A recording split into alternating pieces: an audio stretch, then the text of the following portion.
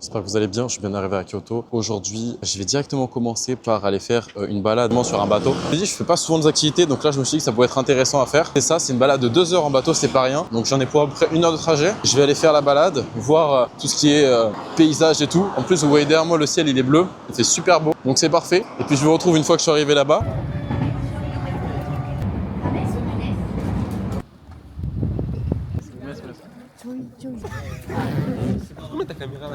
Ça vaut 500, 600 un peu là. Après, c'est plutôt genre, moi c'est pour me faire un souvenir dans tous les cas, voilà.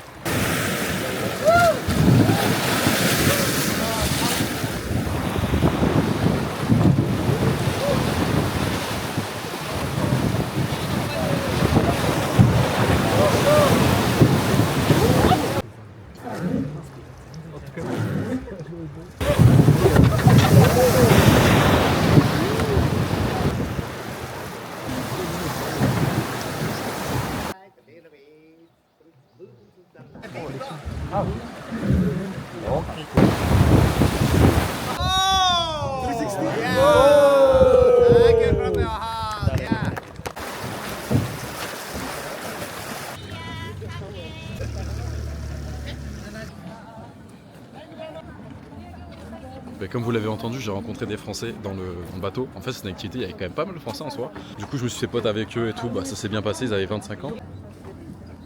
Bon, là, je retourne à mon hôtel, je me prépare, je commence à bosser un peu sur le montage. Et j'avance sur mon itinéraire et je sortirai ce soir pour le quartier Gion. De toute façon, on va bientôt faire nuit. D'ici même pas 1 heure, il va faire nuit noire. Donc là, je suis à Arashiyama au niveau de la forêt de bambou que j'ai déjà fait. Pareil pour tout ce qui est singe, tout. J'ai déjà tout fait l'année dernière. Mais c'est toujours intéressant de revenir ici. De toute façon, c'est surtout parce que les bateaux terminent ici. En soi, la balade, c'était vraiment sympa. Il y avait de très beaux paysages. Et puis, j'ai discuté tout le long avec les Français pendant 2 heures. Ça m'a fait plaisir. Donc là, direction l'hôtel. Et on se retrouve ce soir pour la sortie nocturne au quartier Gion directement.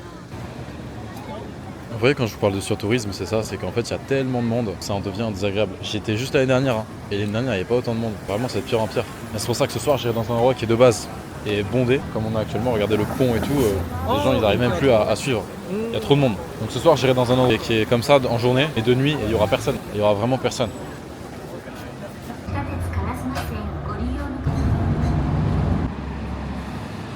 Donc actuellement minuit, enfin il est 23h45. Je viens d'arriver au dernier arrêt de bus, j'ai dû faire une correspondance comme vous avez pu le voir. Il fait assez froid malheureusement et je vais arriver dans le fameux quartier Gion. En fait c'est pas vraiment le quartier Gion, c'est à côté, mais c'est une pagode qui est assez connue. Il n'y a personne, je vais pas faire trop de bruit, je vais juste vous laisser profiter du lieu avec les très belles ruelles traditionnelles. Je suis donc actuellement seul sur l'un des plus beaux spots de Kyoto. C'est vraiment la pagode en bois. Il n'y a vraiment personne. Magnifique. C'est incroyablement beau. Sans compter que j'ai déjà fait ce lieu avec du monde. C'est quelque chose. Et je croise personne. Regardez-moi comment les rues sont désertes. C'est tellement beau, franchement ça me donne vraiment envie de visiter la plupart des lieux avec du surtourisme en journée, la nuit tout simplement, parce que là regardez, c'est éclairé, c'est beau, c'est des belles ruelles japonaises, le décor est incroyable quoi. Donc là je me suis mis exprès devant la lumière pour que vous puissiez bien me voir, je vous recommande, c'est vraiment c'est une atmosphère qui est très très agréable, c'est calme et franchement, regardez-moi ça, la pagode de Kyoto, c'est super beau. Ah voilà, là vous la voyez mieux déjà. Elle est belle hein, franchement c'est beau. Et dites-vous que c'est la ville du Japon qui a le plus de tourisme au mètre carré. Tokyo c'est grand mais les touristes sont éparpillés. Là c'est vrai que tout le monde est regroupé au même spot. Pour le moment Kyoto ça commence très très bien. Moi qui avais vraiment peur de cette destination, j'ai déjà fait. Ah regardez, il y a des gens qui font des photos. Je suis pas le seul à venir à cette heure là. En tout cas c'est magnifique. Après là il est actuellement 23h50. Là on est sur la plus belle vue de Kyoto. C'est vraiment, ce point de vue est iconique et c'est fou. Je suis tellement content parce que en fait c'est un endroit, si vous le faites en journée vous allez être déçu en fait. Et là je suis pas déçu quoi. Le problème c'est un peu les lumières qui détruisent les images. Wow, oh yeah. Yeah, it is. Oh, Because yeah, the light is almost a not. little bit. Yeah. But yeah. Là j'ai baissé l'exposition, on va voir si l'exposition. Comme vous avez pu le voir, il y a quelques personnes, mais vraiment c'est très léger, c'est incroyablement beau. Et toutes les personnes qui sont là, ils font pas de bruit, ils sont calmes. En fait, quand tu es dans un environnement pas bruyant comme celui-là, personne va se mettre à parler. Et franchement, c'est magique, c'est super beau. Et vu que c'est beau, vu qu'il y a personne, regardez, vous avez vu les gens là, comment ils étaient agréables. Enfin, moi je trouve que les gens sont trop sympas. J'espère que ça vous aura plu. Moi en tout cas, ce moment était magique. Je vais aller sur le côté gauche parce qu'en fait, il y a encore une descente. Je fais un peu le tour du pâté de maison de ce quartier et je vais vous montrer tout ça. Mais franchement, c'est trop beau.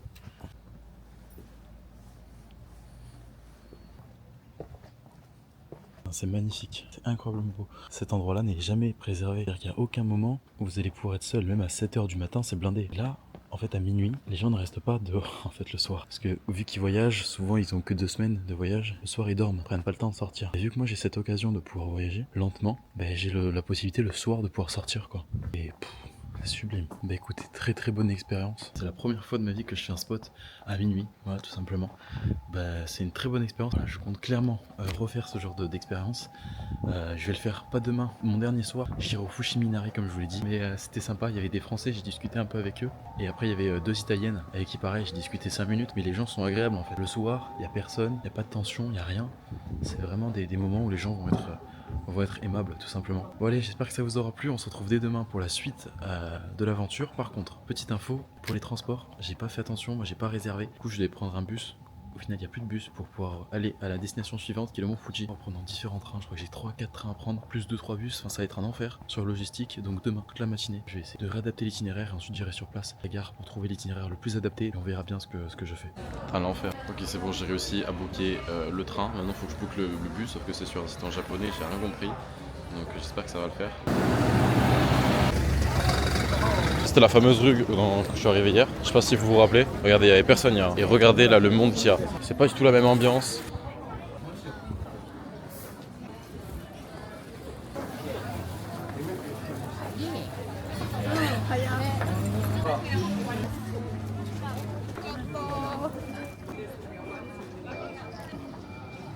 Bah, je suis content, franchement je suis très content d'être revenu ici parce que ça permet de vous montrer le contraste entre la journée et la nuit. Alors c'était totalement pas prévu de revenir ici dans ce coin-là. Mais j'y suis fort. Je suis très content de pouvoir vous montrer pourquoi le lieu est pas intéressant en journée.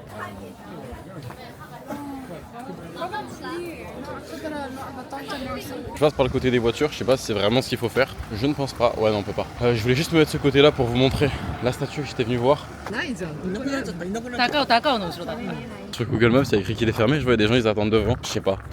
Oh, non, ça a l'air beau, alors c'est très petit mais ça a l'air super beau. Ah non il est fermé, je suis dégoûté.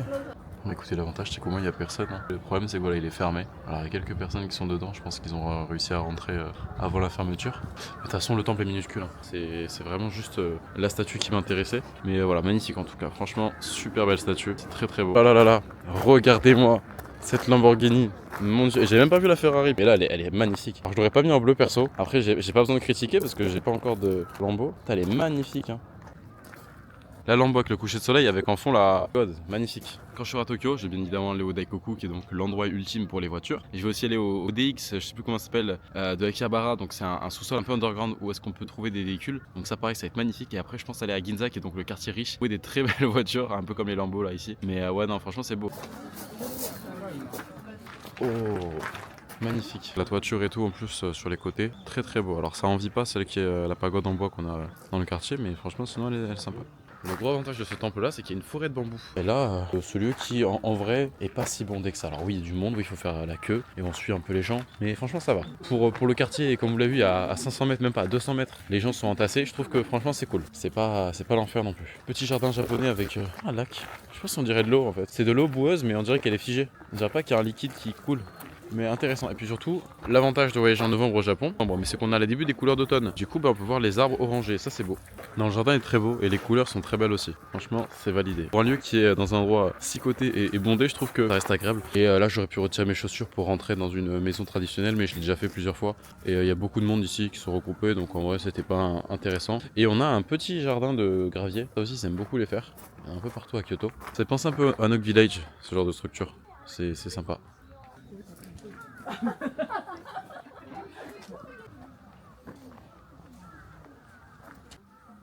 C'est la fameuse forêt de bambou dont je vous ai parlé. Tout c'est beau. Oh, on a même un point de vue sur la statue. Mais regardez-moi comment c'est beau. Le coucher de soleil, c'est magnifique. Regardez-moi cette heure de fou. Là. On est sur la Golden Hour. Pour moi, c'est vraiment le moment où on peut faire des très belles images. Regardez-moi comment c'est beau. Il est 16h30, mais c'est très beau. Franchement, on a vraiment l'impression d'être dans la forêt de bambou d'Arashiyama. C'est très ressemblant. Franchement, cette forêt de bambou est très belle. C'est un très beau lieu. Pas tant de monde que ça, hein, comparé à Arashiyama. Donc voilà, très bonne recommandation. Tout bien. Je vais voir si la Huracan elle est toujours. Et je vais faire 2-3 plans de la voiture parce que moi, la Huracan elle est toujours là. Quatrième et dernière journée à Kyoto. Alors hier je suis pas sorti, j'étais vraiment pas bien, j'étais malade. Aujourd'hui je l'étais encore un peu ce matin, mais là ça va mieux. Aujourd'hui je pars en direction de Kibune. C'est un endroit qui est un petit peu excentré de Kyoto. J'en ai pour 1h30 de transport. Là j'ai déjà pris un bus, il m'en reste encore 2 ou 3 à prendre.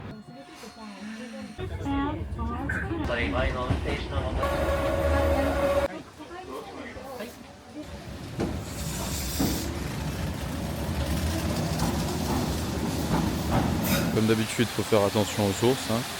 Ça on lâche pas. Regardez-moi comment c'est super beau. Il n'y a personne, hein. Franchement, juste le bus, quoi, le tout petit bus comme ça.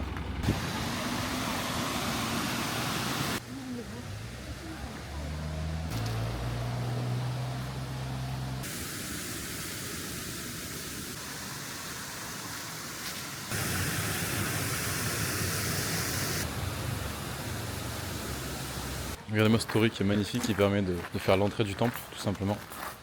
Oh, c'est super beau.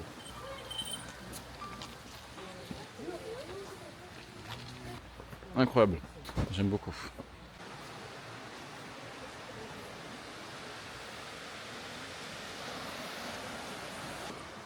Magnifique.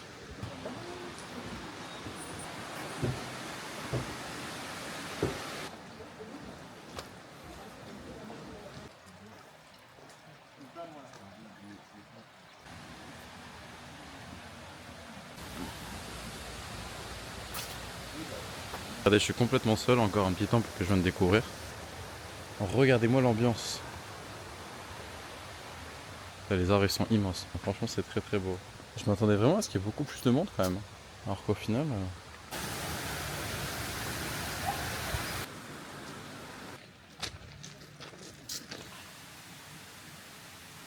C'est magique, hein.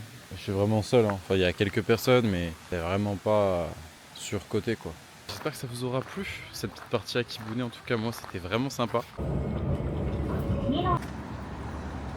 Donc faire une petite visite du château, c'est un lieu qui est assez connu. Et ensuite je retournerai à mon hôtel et ce soir on sort directement pour la visite du Fushiminari de nuit. C'est l'entrée du château, j'ai payé 5 € pour faire que l'extérieur. Non, l'intérieur c'était plus cher. Et en soi les intérieurs je pense que c'est toujours le même principe, ça va être sûrement un musée. Les châteaux j'en ai fait un bon nombre et je continuerai à en faire tout au long de mon voyage au Japon, donc c'est pas quelque chose d'essentiel. Au niveau de l'historique un petit peu de ce château là, c'est un château qui a été créé donc, pendant la période d'Edo en 1603 et après il a été restauré en 1867. Pas si vieux que ça encore une fois, hein.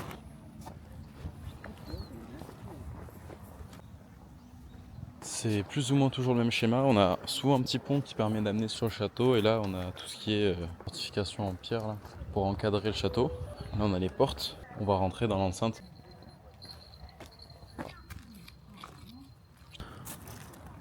Comme je vous dis, en soi c'est plus ou moins similaire partout pareil. Je trouve la sortie, je retourne à l'hôtel et puis ce soir on part en direction du temple du Fushiminari de nuit. En fait là j'ai complètement oublié ma caméra, donc j'ai filmé avec l'iPhone. Je suis arrivé à la station et je me suis dit putain il me manque quelque chose. Et j'ai pas pris mon sac, j'ai rien pris, là vous voyez bien j'ai rien du tout. Donc j'ai mangé dans un restaurant et après je suis parti. Là je viens d'arriver donc à la station de Fushiminari. Par contre j'ai complètement oublié la caméra. Donc je pense que le rendu de la vidéo pour la fin va être horrible parce que ça sera la qualité de mon iPhone. Alors j'ai un iPhone 16 Pro Max donc c'est pas non plus une mauvaise qualité. Mais ça va pas être du tout la même qualité que pendant toute la vidéo. Donc là j'arrive à la station, je vais tout vous montrer. Il y a quand même un peu de monde, je m'attendais à ce qu'il y ait personne. Donc c'est-à-dire qu'il y a des gens qui viennent à ce lieu de nuit. De toute façon il est pas si tard que ça. Vu que demain j'ai mon train pour aller au Mont Fuji. Je me lève un peu tôt, donc j'ai pas décidé de partir à minuit, 1h comme j'ai pu faire pour le premier quartier. Là, ce sera juste une ambiance de nuit, mais il y aura sûrement un peu de personnes. Là, on est sur l'entrée du temple du Fushiminari. Donc, Fushiminari, c'est par rapport au renard. Donc, c'est le temple du renard en gros.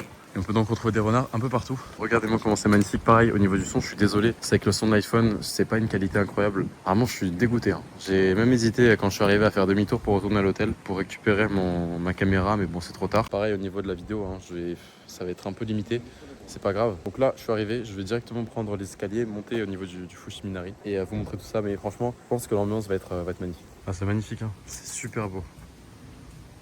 Très très belle ambiance. Après, il y a quand même des gens, donc je suis pas seul comparé à l'autre quartier que j'ai pu faire à minuit. Mais ça reste très très beau, franchement, c'est validé. Enfin, je suis dégoûté de filmer à l'iPhone, vraiment ça me perturbe. Mais bon, c'est pas grave. Regardez-moi l'ambiance de folie, franchement, c'est magnifique, hein. C'est vraiment très très beau, je valide à 100%. Regardez-moi l'ambiance là, je bouge pas pour que vous puissiez voir, mais c'est super beau. Donc là il y a les écritures en fait, elles sont que d'un côté. J'espère que ça vous aura plu cette expérience. Moi, je trouvais ça super sympa. On se retrouve très bientôt pour la suite des aventures au Japon.